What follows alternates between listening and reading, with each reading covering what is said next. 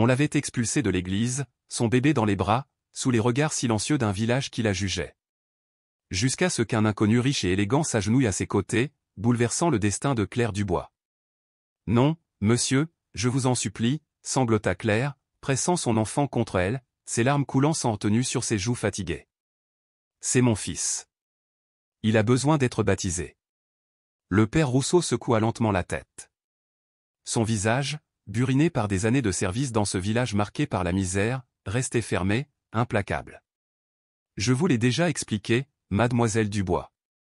Les frais ont augmenté. Ce n'est plus 500 €, mais 1000. Si vous ne pouvez pas payer. Mon père, j'ai travaillé jour et nuit, sans relâche, pendant des mois, pour rassembler cette somme. » Sa voix se brisa sous le poids de la détresse. Théo est un bébé. Il est innocent. Il ne doit pas payer pour mes manques. Mais le prêtre, d'un ton sec, répliqua, « Les règles sont les règles. L'Église a aussi ses dépenses. » Autour d'elle, Claire sentait les regards pesants des villageois. Les murmures s'élevaient, flottant dans l'air chaud de l'après-midi. Théo pleurait dans ses bras, comme s'il sentait lui aussi l'injustice du moment. « Je vous en supplie. Je vous promets de payer la différence la semaine prochaine. Ma tante Isabelle m'a promis plus de travail. » « Je ne peux pas faire d'exception, » coupa le prêtre en faisant un geste aux enfants de chœur. « Accompagnez-la dehors. » Les jeunes garçons s'avancèrent, mal à l'aise, ne sachant comment procéder.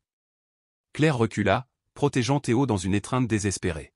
« Ne me touchez pas, » hurla-t-elle, sa voix résonnant violemment sous le porche de l'église. L'humiliation la consumait. Tous la regardaient. Les mêmes qui avaient colporté des rumeurs sur sa grossesse, étaient maintenant témoins de sa honte. Elle releva le menton, ravalant sa peine, et marcha lentement vers la sortie, Théo pleurant toujours dans ses bras. Elle ne pleurait plus, elle s'effondrait en silence. Elle s'assit sur les marches de pierre, seule, plus que jamais. Sa robe blanche, celle de sa remise de diplôme, était souillée de poussière.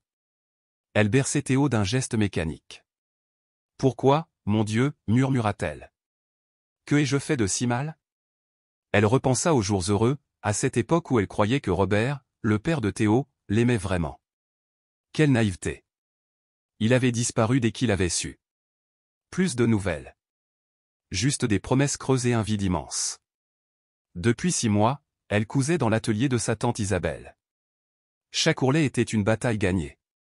Chaque euro, une pierre posée vers ce baptême rêvé. « Excusez-moi. » dit une voix masculine qui la tira de ses pensées. Elle leva les yeux et vit un homme en costume sombre, parfaitement taillé, s'agenouiller à ses côtés.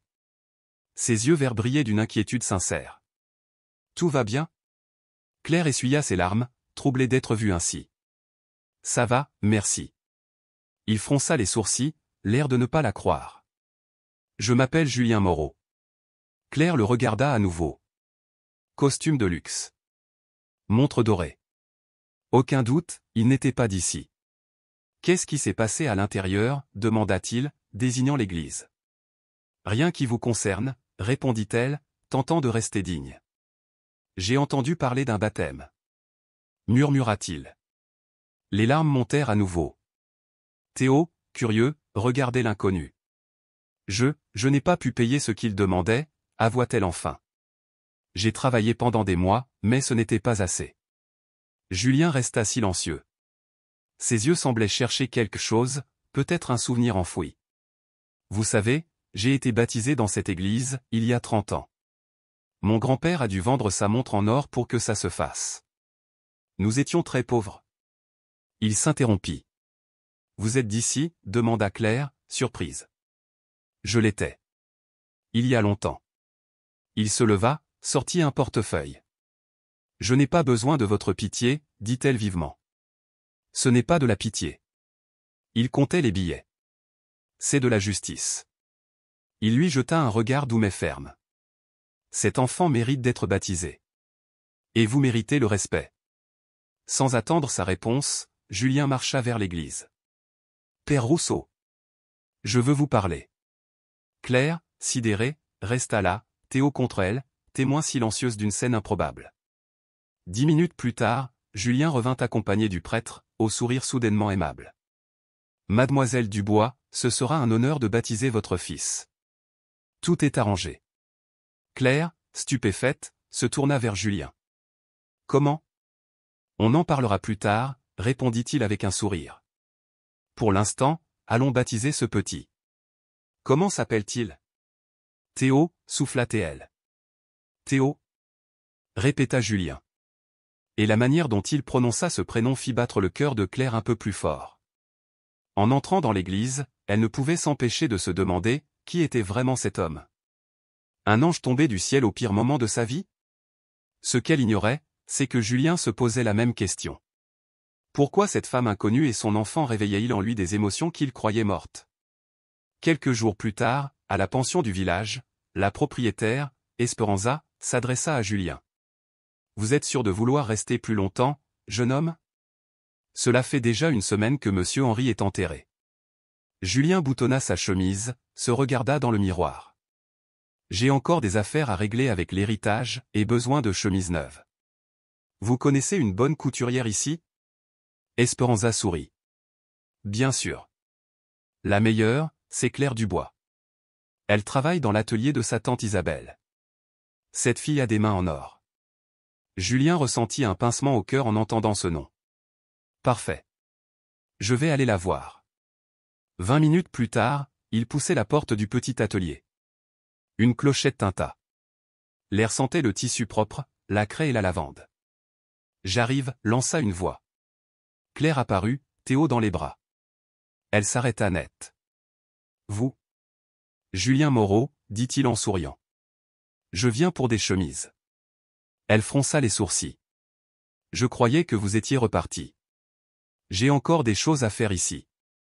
Et besoin de vêtements pour le travail. » Tante Isabelle apparut depuis l'arrière-boutique. « Quel genre de chemise? » Légère, pour la chaleur. 3 ou 4. Claire déposa Théo dans un petit berceau, prit un carnet et s'approcha pour prendre ses mesures. Ses mains tremblaient légèrement. « Comment va Théo? » demanda Julien.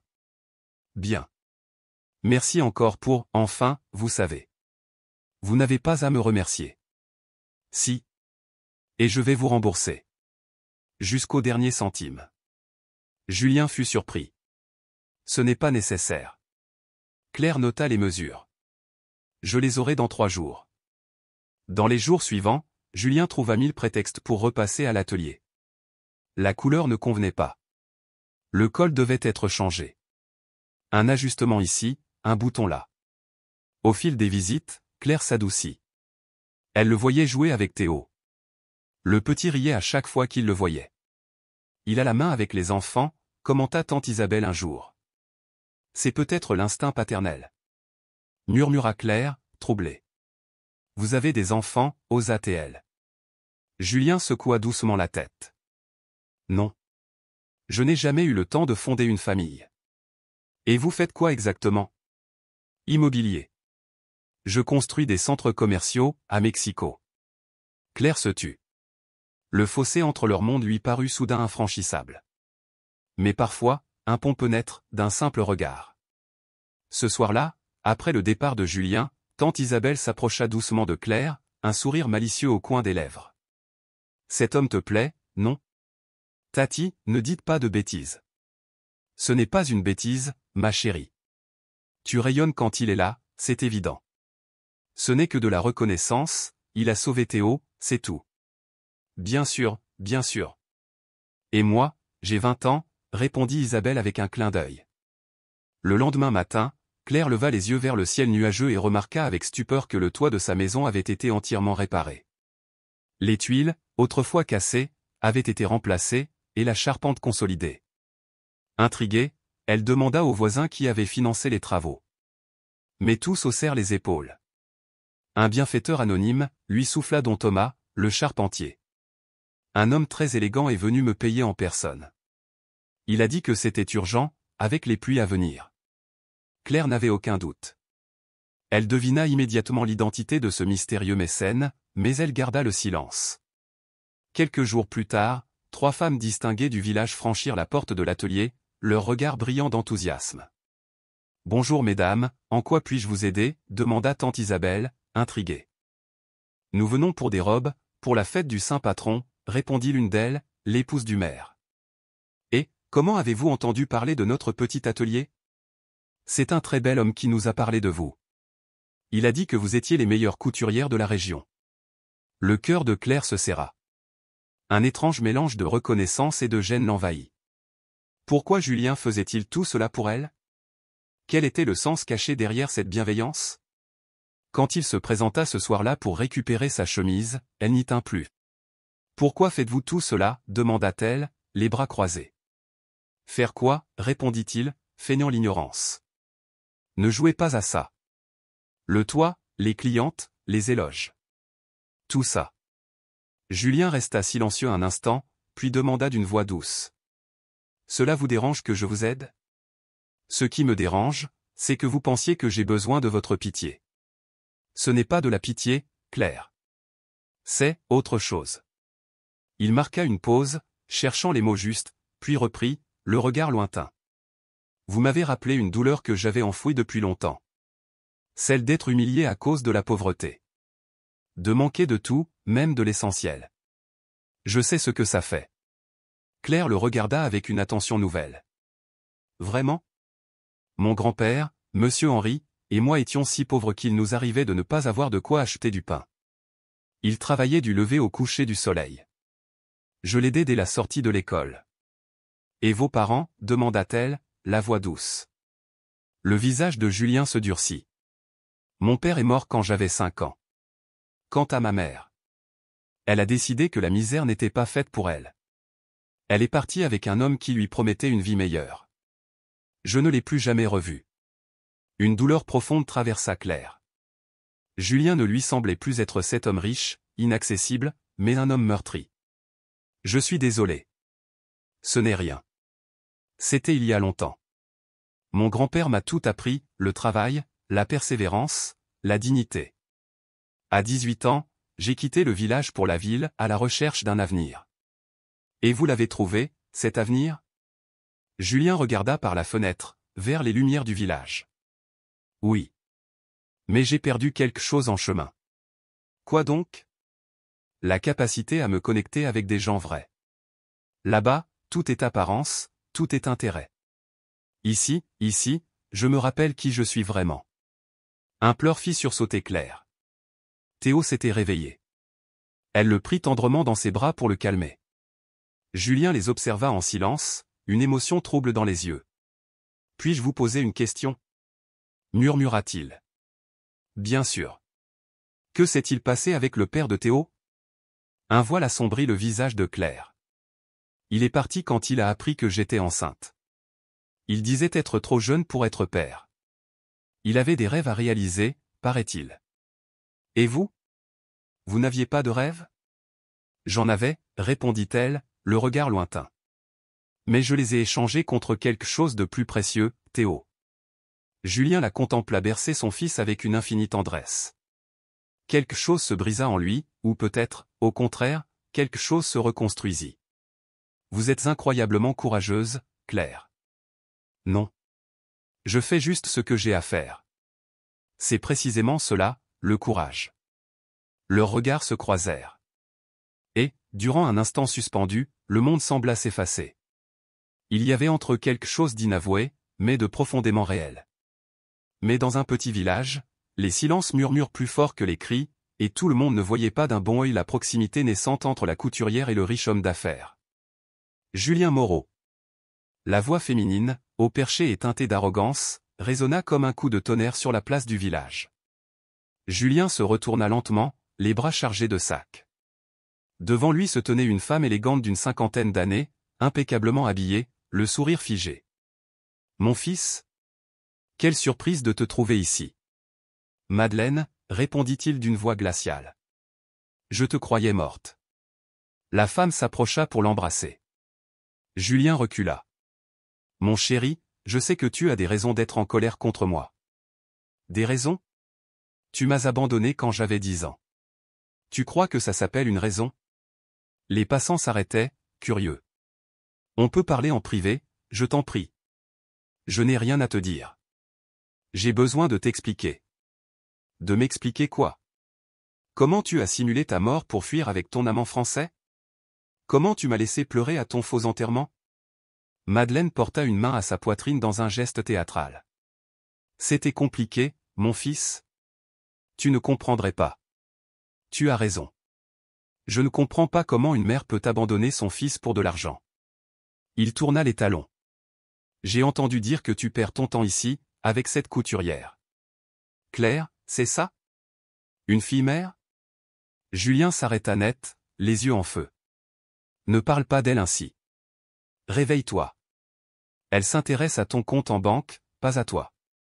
Tu crois qu'elle t'aimerait si tu étais pauvre à nouveau? Claire n'est pas comme toi. Toutes les femmes veulent la sécurité, Julien. Certaines, comme moi, ont juste l'honnêteté de l'admettre. Que veux-tu, Madeleine? Que tu rentres avec moi. Tu es mon fils, ma seule famille. Tu n'es pas ma mère. Ma mère est morte il y a 20 ans. Du moins, pour moi. Madeleine le regarda s'éloigner, la rage masquant à peine sa frustration. Ce même après-midi, alors que Claire cousait à l'atelier, une cliente inattendue fit son apparition. « C'est vous, Claire ?» demanda-t-elle avec un sourire. « Oui, que puis-je pour vous ?»« Je suis Madeleine Moreau. La mère de Julien. » Claire blêmit. « Sa mère ?» Mais, il avait dit qu'elle était morte. « Je sais. C'est une histoire douloureuse, dit Madeleine en s'asseyant sans y être invitée. Mais je suis ici pour me réconcilier avec lui. » Claire hocha la tête, confuse. Je m'inquiète pour lui. Il est distrait, à cause de vous, ma chère. Ne vous méprenez pas, vous semblez très gentille. Mais Julien a des responsabilités, une entreprise, des engagements. Vous comprenez?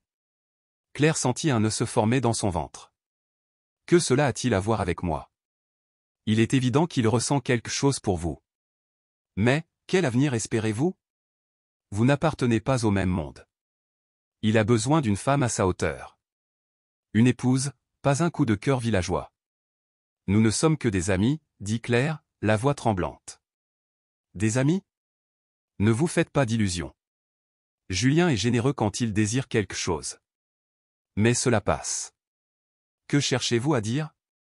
Quand il en aura fini de jouer aux pauvres, il retournera dans sa vraie vie. Et vous, vous resterez ici. Le cœur brisé. Après son départ, Claire resta figée. Les paroles acérées de Madeleine résonnaient encore dans sa tête comme un poison. Et lorsque Julien revint ce soir-là, elle était distante, froide, presque méconnaissable. Quelque chose avait changé. Il s'est passé quelque chose, demanda Julien, une inquiétude sincère dans la voix. Ta mère est venue me voir, répondit Claire, le visage durci par la peine. Madeleine? Elle était ici? Elle m'a dit que tu l'avais fait passer pour morte. Que pour toi, elle t'avait abandonné. Julien pâlit. Elle a simulé sa mort pour fuir avec un autre homme. Et maintenant, elle revient pour contrôler ma vie, comme toujours. Claire soutint son regard, le cœur assombri par le doute. C'est vrai ce qu'elle m'a dit? Que tu vas épouser quelqu'un de ton monde? C'est ce qu'elle t'a raconté? Elle m'a dit bien des choses. Que tout cela n'était qu'un caprice, que tu retournerais à ta vie de luxe dès que tu en aurais assez de jouer aux pauvres. Julien s'approcha d'elle, mais Claire fit un pas en arrière. Ne crois rien de ce qu'elle raconte. Madeleine est manipulatrice, elle l'a toujours été. Mais elle a raison sur un point, murmura Claire. Nous venons de mondes différents. Toi, tu construis des immeubles, moi, je couds des vêtements. Tu manies les millions, moi, je compte les centimes. Cela n'a aucune importance, Claire. Ce que je ressens pour toi est réel. Et qu'est-ce que tu ressens exactement? Julien resta muet. Son silence résonna comme une trahison. Je crois qu'il vaut mieux que tu ne reviennes plus, dit-elle finalement, la gorge nouée. J'ai besoin de temps.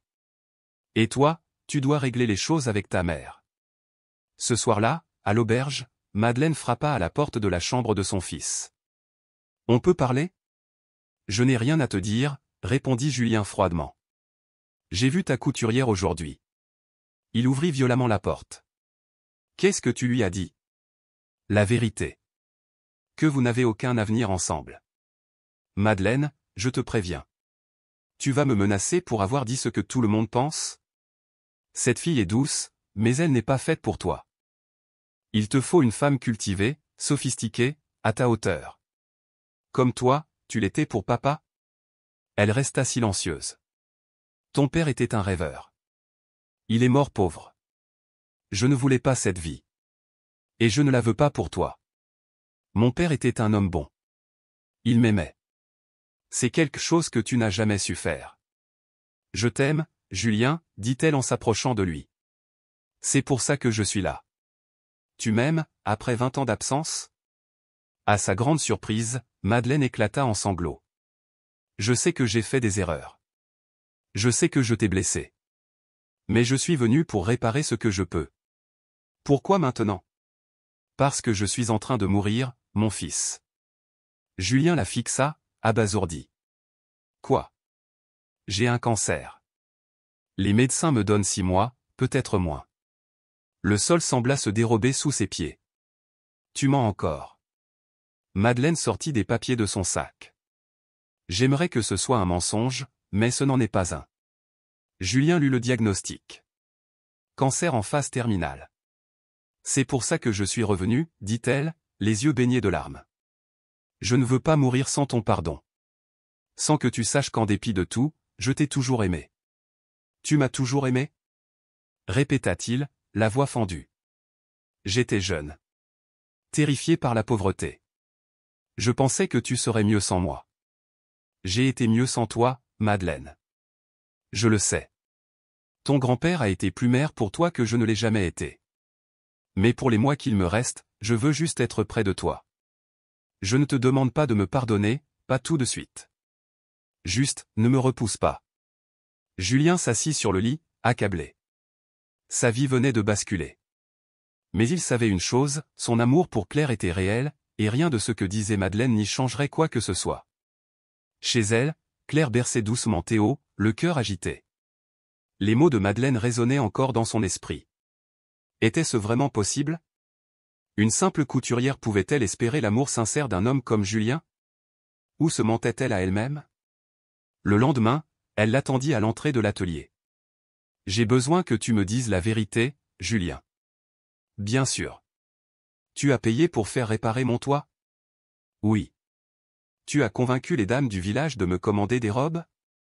Oui. Et tu as donné de l'argent à don Thomas pour qu'il me fournisse plus de tissus?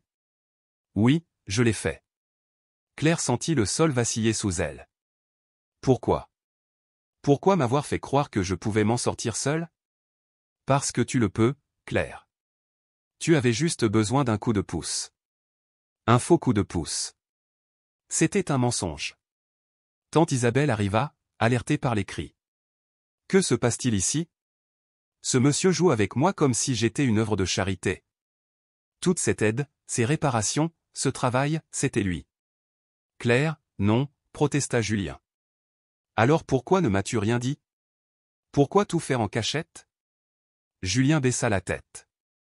Parce que tu aurais refusé. Parce que je sais que même dans la pauvreté, tu as ta fierté. Alors pourquoi me traites-tu comme si j'avais besoin d'être sauvé? Julien mit un long moment à répondre.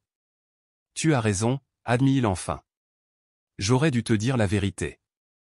Et quoi d'autre m'as-tu caché? Rien d'important. Comme le fait que ta mère n'était pas morte? Julien soupira. C'est différent. Elle m'a aussi dit que tu avais déjà des projets de mariage avec une autre femme. Ce n'est pas vrai. Madeleine ment. Pourquoi mentirait-elle? Parce qu'elle veut me récupérer. Parce qu'elle ne veut pas que je sois avec toi. Et pourquoi ça? Parce qu'elle pense que nous sommes trop différents. Claire baissa les yeux. Et elle a tort? Oui. Parce que dans ce qui compte vraiment, on est pareil. Vraiment, Julien? Toi, tu es un homme riche, tu voyages, tu construis des tours. Moi, je vis ici avec mon enfant. Et moi, je t'aime. Claire leva les yeux, choquée. Qu'est-ce que tu viens de dire? Je t'aime. Je suis amoureux de toi, Claire. De ta force, de ta lumière, de ton amour pour Théo, de ce que je ressens à tes côtés. Les larmes envahirent ses yeux. Tu ne peux pas m'aimer. Pourquoi pas? Parce que ce n'est pas réel. Les hommes comme toi ne tombent pas amoureux des femmes comme moi. Ça n'arrive que dans les romans. Et qui décide de ce qui est réel? Ma mère? Le monde? Moi, je sais ce que je ressens. Et ce que je veux, c'est une famille avec toi et Théo. Et cette famille, elle vivrait où? Dans ton monde ou dans le mien? Partout où tu voudras. Mensonge. Tu ne peux pas vivre ici éternellement. Je peux gérer mes affaires de n'importe où. Et si tu t'ennuies? Ça n'arrivera pas. Comment peux-tu en être sûr? Julien prit ses mains. Parce que j'ai connu le luxe. Et je n'ai jamais été aussi vide qu'avant de te connaître. Claire ferma les yeux. Elle voulait le croire. Mais les graines de doute semées par Madeleine germaient encore. J'ai besoin de temps, Julien. Du temps pour quoi? Pour savoir si je peux te faire confiance. Si c'est réel. Ou juste un autre sauvetage. Claire, s'il te plaît. Je veux être seul. Est-ce un adieu? Je ne sais pas. Mais quitte le village. Et si tu peux vivre sans moi, alors je saurai que tu ne m'as jamais aimé. Et si je ne peux pas? Alors, on parlera. Julien acquiesça, le cœur lourd. Je t'aime, Claire. Ça ne changera pas. Si tu m'aimes, respecte ma décision. Cette nuit-là, deux cœurs battirent seuls, chacun aux prises avec ses doutes, ses blessures et l'amour. Julien bouclait ses valises, le cœur en lambeaux. Ce moment que Madeleine avait tant attendu arriva enfin, elle frappa à la porte, le regard chargé d'une fausse bienveillance. « Tu es prêt à rentrer? » « Oui, » répondit-il sans même la regarder. « Tu as fait ce qu'il fallait. » Julien se retourna lentement, les yeux assombris par la douleur. « Ce qu'il fallait? Je viens de perdre la femme que j'aime. »« Tu as perdu une illusion, » répondit-elle avec froideur. « Tu sais quoi, Madeleine? Tu avais raison sur un point, Claire et moi, nous sommes très différents. » Un sourire de victoire effleura les lèvres de Madeleine, mais il fut de courte durée. Elle est courageuse, honnête, généreuse. Toi, tu es menteuse, manipulatrice et égoïste. Tu as raison, elle est trop bien pour moi. Je rentre en ville avec toi parce que je l'ai promis à Claire, pas parce que j'ai changé d'avis. Mais parce que je veux lui prouver que mon amour est réel, même si je dois le faire à distance. Madeleine comprit qu'elle avait échoué. Elle avait réussi à éloigner son fils de Claire, mais elle n'avait pas gagné son cœur. Le lendemain, Julien quitta le village sans revoir Claire. Depuis la fenêtre de son atelier, elle le vit partir, le cœur brisé mais convaincu d'avoir pris la bonne décision. Ce qu'aucun d'eux ne savait encore, c'est que cette séparation ne détruirait pas leur amour, elle le renforcerait au-delà de tout ce qu'ils auraient pu imaginer. Quelques semaines plus tard, Claire goûtait à une fierté nouvelle. Elle parvenait à subvenir aux besoins de Théo et à faire vivre son atelier grâce à son travail acharné. Ce jour-là, alors qu'elle cousait au milieu des étoffes, Madeleine, l'une des couturières les plus âgées, vint la chercher. « Claire, il y a une dame dehors. » Elle dit que c'est important. Intriguée, Claire sortit avec Théo dans les bras, et fut stupéfaite de voir Madeleine Moreau attendre sur le pas de la porte. La femme, d'ordinaire imposante, paraissait amaigrie, pâle, presque fragile. « Claire, pouvons-nous parler en privé ?» Claire hésita. Malgré la méfiance, quelque chose dans le visage altéré de Madeleine la toucha. « Tante, tu peux garder Théo un instant ?» demanda-t-elle à Isabelle. Dans le petit jardin derrière l'atelier, Madeleine s'installa avec difficulté. « Avant tout, je tiens à m'excuser, dit-elle. Claire la regarda, déconcertée. « M'excuser? Oui. Tout ce que je t'ai dit il y a 3 mois n'était pas faux, mais mes motivations ne l'étaient pas.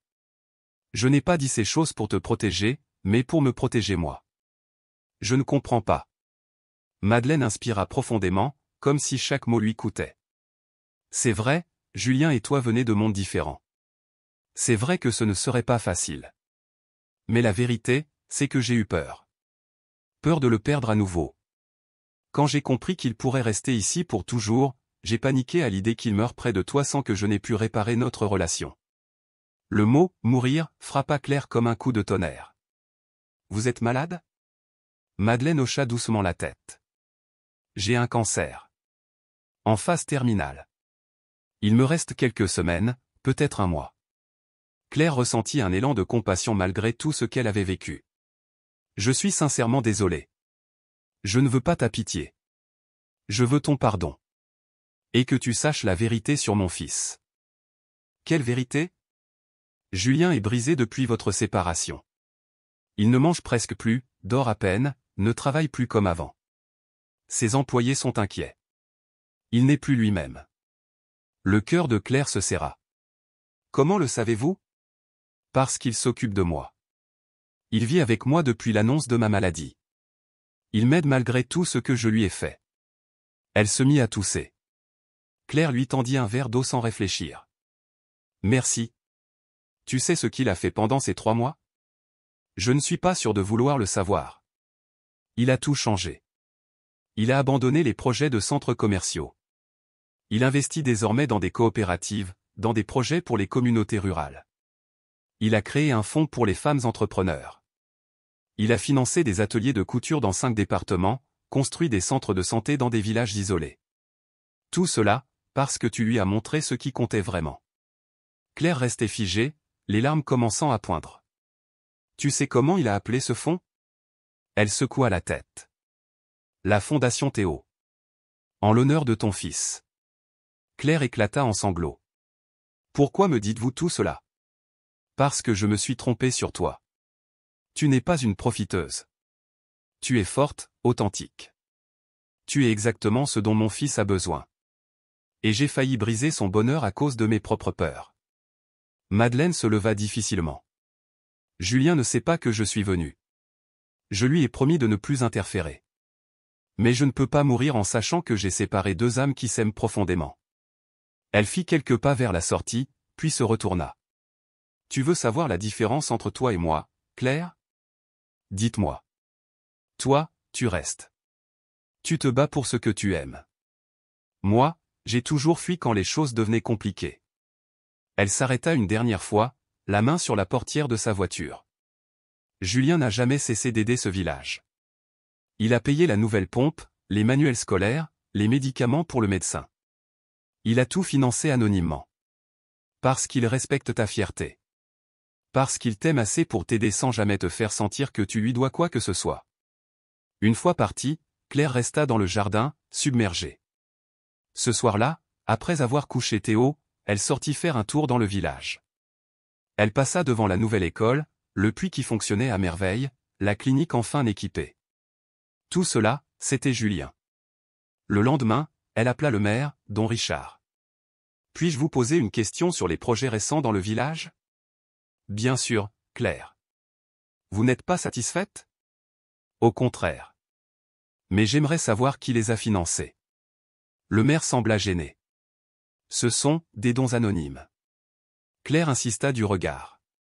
Don Richard soupira. C'est Julien Moreau.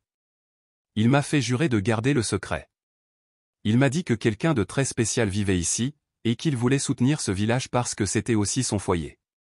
Mais que cette personne ne devait jamais se sentir redevable. Le cœur de Claire se brisa à nouveau, mais cette fois d'amour. Julien l'avait toujours protégée, même dans l'ombre. Ce jour-là, alors qu'elle enseignait la couture à de jeunes femmes, elle comprit, elle avait été obsédée par l'idée de prouver qu'elle n'avait pas besoin d'être sauvée.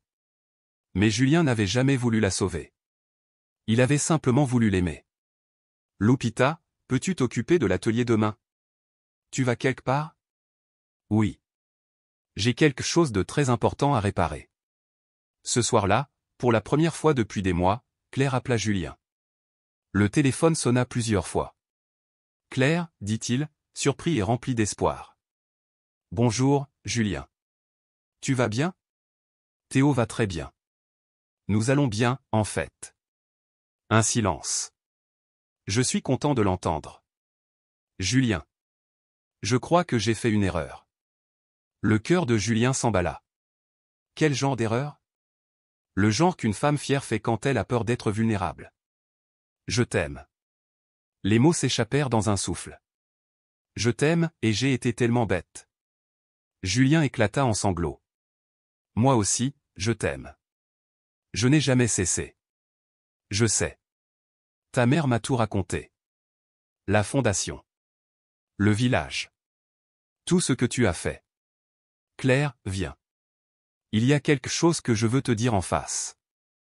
Je pars tout de suite. Conduis prudemment. Je t'attends.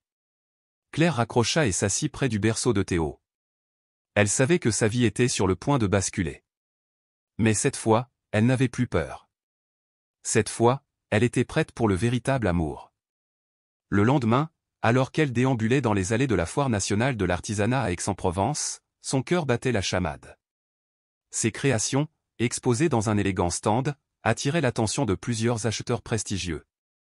Et dans un coin discret, un homme au regard brillant d'émotion la regardait, comme si elle était le plus beau chef-d'œuvre de cette foire. « Mademoiselle Dubois, votre travail est tout simplement remarquable », déclara une femme élégante issue d'une boutique prestigieuse de Polanco.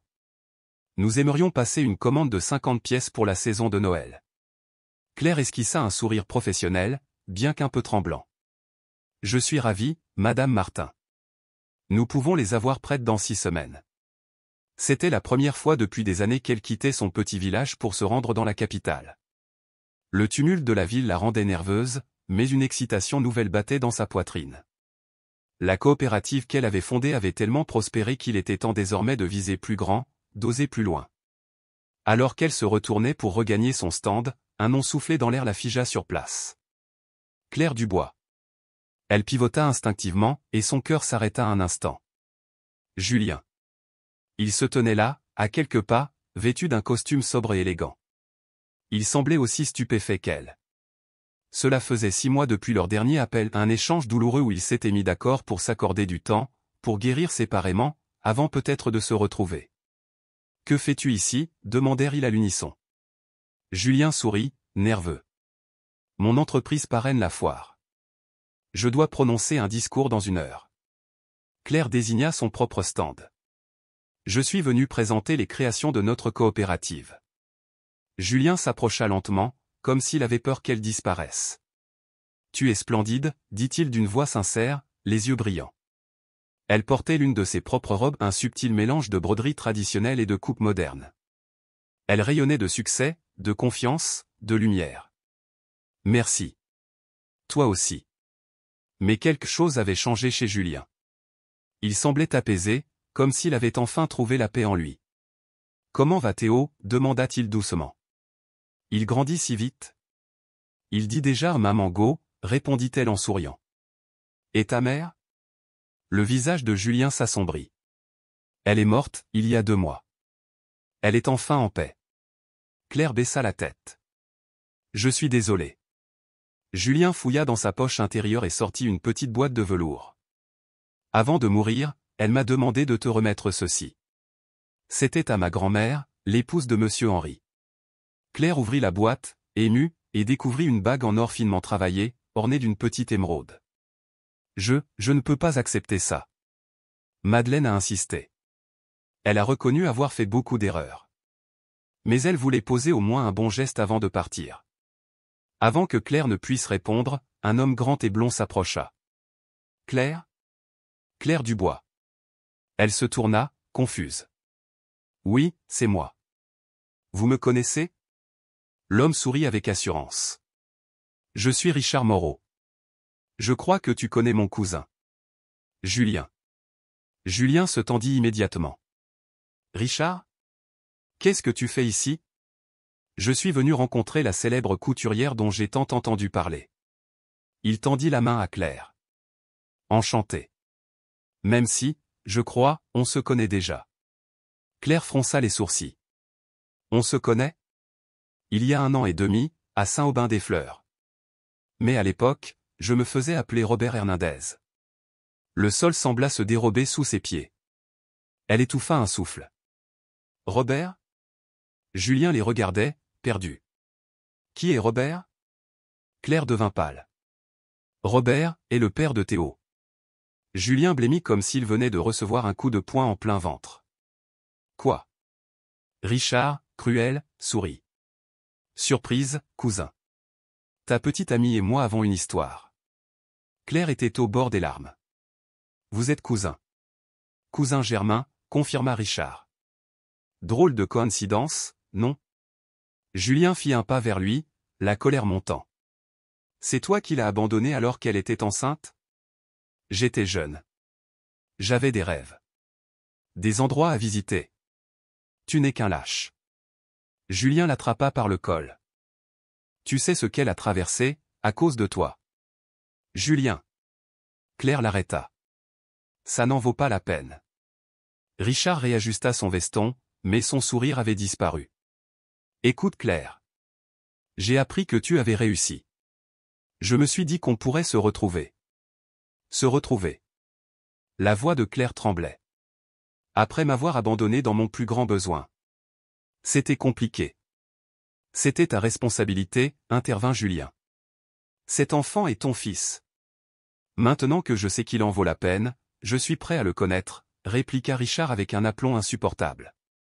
On pourrait même former une famille.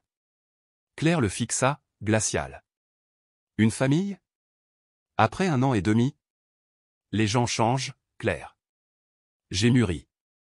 Non, Richard. Les gens qui méritent une famille n'abandonnent pas leurs enfants. Elle se redressa, digne. Et Théo a déjà un père. Richard regarda Julien, surpris. Vous êtes mariés? Non, répondit Julien. Mais peu importe s'il porte mon sang ou non. Cet enfant est mon fils. C'est très noble, cousin. Mais biologiquement? Biologiquement, tu as juste donné ton sperme, coupa Julien froidement.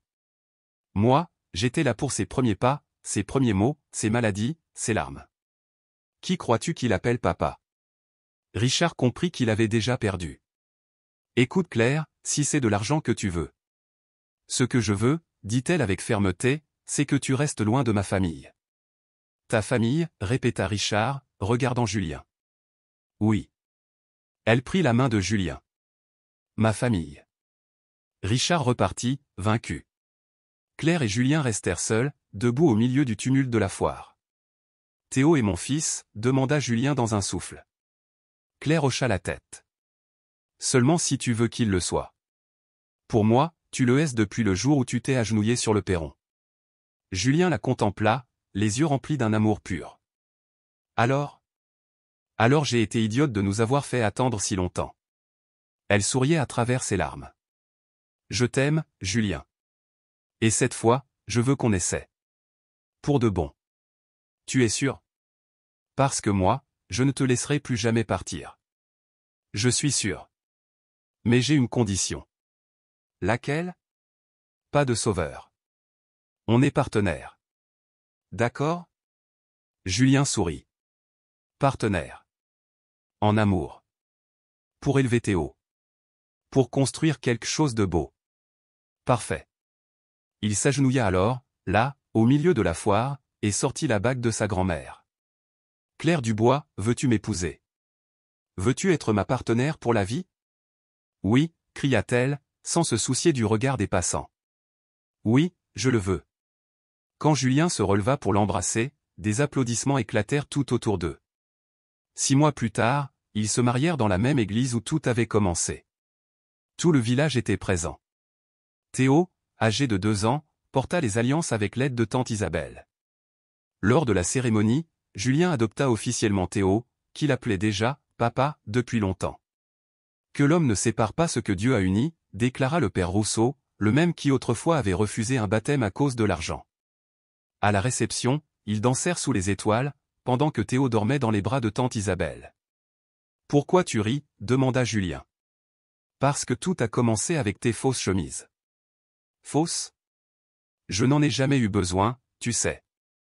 Tu as raison, dit-elle en riant. Tout ce dont tu avais besoin, c'était de moi.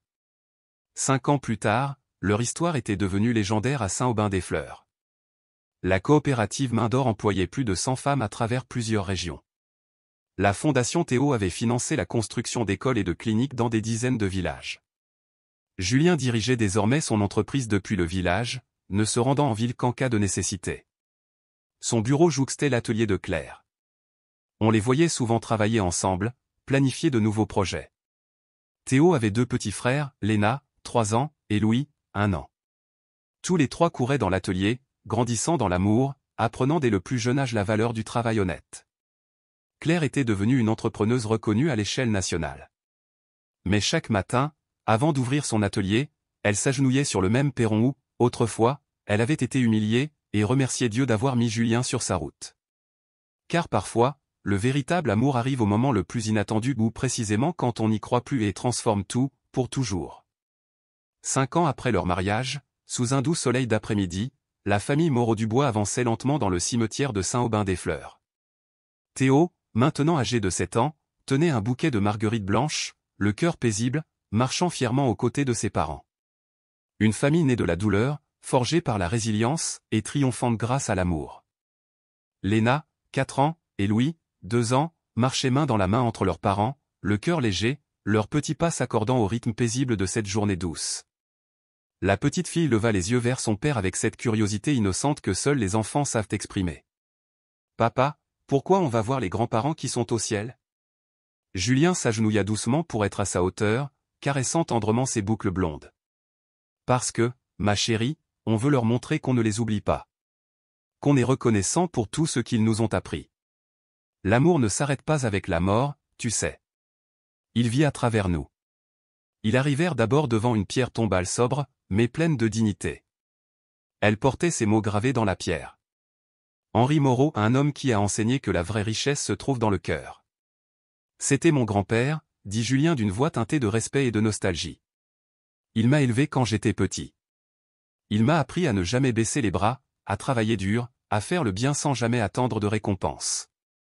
Théo s'approcha doucement, le regard sérieux, et déposa quelques fleurs sur la tombe. Merci, arrière-grand-père Henri, d'avoir pris soin de papa quand il était petit, murmura-t-il. Claire sentit une chaleur monter dans sa poitrine, ses yeux s'embuant de larmes. Même après tout ce temps, entendre Théo appeler Julien, papa, avec autant de naturel et d'amour restait pour elle un miracle qu'elle ne cessait de chérir. Ils marchèrent ensuite quelques pas plus loin, jusqu'à une autre tombe, sur laquelle était gravé Madeleine Moreau qui a trouvé le pardon au bout du chemin. C'était grand-mère Madeleine, demanda Léna avec ses grands yeux emplis de sagesse enfantine. Oui, ma princesse, répondit Julien doucement. Elle a fait des erreurs, comme tout le monde, mais elle a compris, au fil du temps, ce qui comptait vraiment, l'amour, la rédemption, le courage de changer. Léna déposa avec soin ses fleurs sur la tombe. Merci, grand-mère Madeleine, d'avoir aidé papa et maman à tomber amoureux. Julien et Claire échangèrent un regard étonné, presque bouleversés par les mots de leur fille, empreints d'une justesse que seuls les enfants savent parfois atteindre. Louis, encore à l'aube du langage, montra les fleurs avec un grand sourire et dit « Jolies. »« Oui mon cœur, elles sont très jolies, » répondit Claire en le soulevant dans ses bras. « Comme l'amour qui nous unit tous. » Les enfants commencèrent à jouer entre les tombes voisines, laissant leur rire flotter dans l'air tiède. Julien prit la main de Claire, et tous deux observèrent, silencieux, le tableau de leur famille. « Tu te souviens quand tu pensais qu'on était trop différents ?» murmura Julien. Claire sourit tendrement. « Et toi, tu te souviens quand tu croyais devoir me sauver ? Il s'est avéré que c'est toi que j'ai sauvé. » « Non, mon amour. C'est nous qui nous sommes sauvés, ensemble. » Théo courut vers eux, plein d'enthousiasme. « Maman, papa, on peut aller voir le nouvel atelier ?»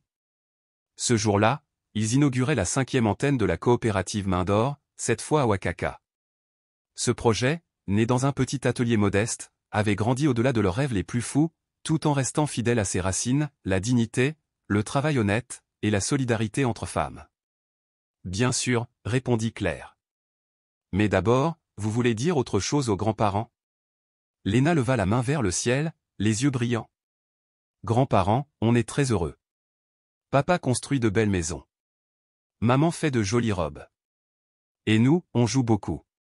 Et on s'aime très fort. Très, très fort. » ajouta Théo.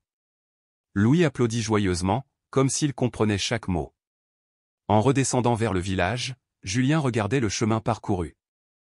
Son entreprise, autrefois centrée sur l'immobilier de luxe, se consacrait désormais à la construction durable dans les zones rurales, des écoles, des dispensaires, des marchés communautaires. Plus question de bétonner les rêves des autres, il bâtissait maintenant des lieux qui les nourrissaient. Quant à Claire, elle avait accompli l'impensable, bâtir un empire de couture qui non seulement générait des revenus, mais transformait des vies. Plus de 200 femmes travaillaient désormais dans les différents ateliers de Main d'Or. Pour beaucoup, c'était la première fois qu'elles accédaient à une véritable indépendance économique. « Tu sais ce que je préfère dans notre histoire ?» demanda Claire, regardant Léna qui poursuivait un papillon dans un éclat de rire. Quoi donc, répondit Julien. Qu'elle n'a pas fini par un mariage. Elle a commencé par un. Julien s'arrêta, intrigué. Qu'est-ce que tu veux dire? Beaucoup d'histoires d'amour se terminent le jour du mariage, comme si c'était le but ultime. Mais pour nous, c'était juste le début. Le début de la vraie aventure. Et elle avait raison. Les 5 dernières années avaient été pleines de nuits blanches avec des bébés malades, de disputes sur l'argent, de décisions difficiles, de doutes, mais aussi pleines de joie, les premiers mots, les premiers pas, les réussites partagées, et cette immense fierté de construire quelque chose de beau ensemble. Tu regrettes quelque chose? Demanda Julien, pensif. Une seule chose, répondit Claire après un moment. Laquelle? D'avoir mis si longtemps à comprendre que le véritable amour, ce n'est pas quand quelqu'un te sauve. C'est quand 2 personnes choisissent de se sauver l'une l'autre, chaque jour. Ils arrivèrent sur la place du village, où la nouvelle fontaine qu'ils avaient offerte brillait sous le soleil de l'après-midi. Les enfants couraient en riant, éclaboussés par l'eau, tandis que leurs parents s'asseyaient sur un banc. « Tu te souviens de ce que tu m'as dit le jour de notre rencontre ?» demanda Claire en posant sa tête sur son épaule. « Tu veux dire, quand je t'ai dit que moi aussi, j'avais été baptisé dans cette église quand j'étais pauvre? » Oui. Je m'en souviens. Je crois que le destin nous préparait déjà à nous rencontrer. 2 enfants, baptisés dans la même église, destinés à y élever les leurs un jour. Julien fixa l'église, là où tout avait commencé. Puis il se tourna vers Claire, les yeux brillants.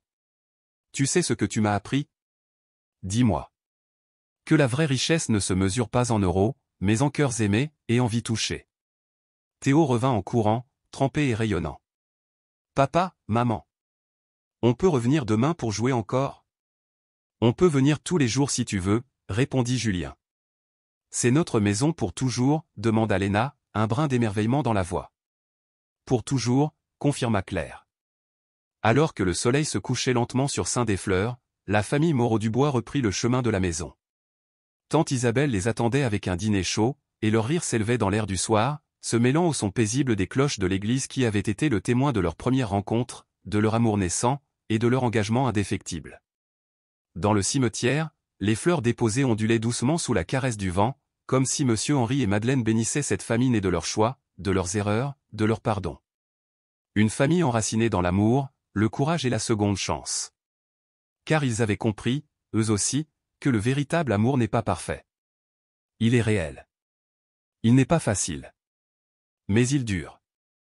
Et il ne s'agit pas de trouver quelqu'un qui complète ta vie, mais de rencontrer quelqu'un avec qui tu veux partager celle que tu as déjà et ensemble, bâtir quelque chose d'encore plus beau. L'histoire de Claire et Julien était devenue une légende locale. Mais pour eux, c'était simplement leur quotidien. Un quotidien imparfait, exigeant, parfois chaotique, et pourtant parfaitement beau dans son imperfection. Et le soir, quand les enfants dormaient, et qu'ils s'asseyaient dans leur jardin, main dans la main, sous le ciel étoilé, ils savaient qu'ils avaient trouvé ce que ni l'argent, ni le succès, ni même les plus beaux contes ne pouvaient leur offrir, un amour bâti sur le respect mutuel, la croissance partagée, et cette promesse silencieuse, renouvelée chaque jour, de se choisir encore.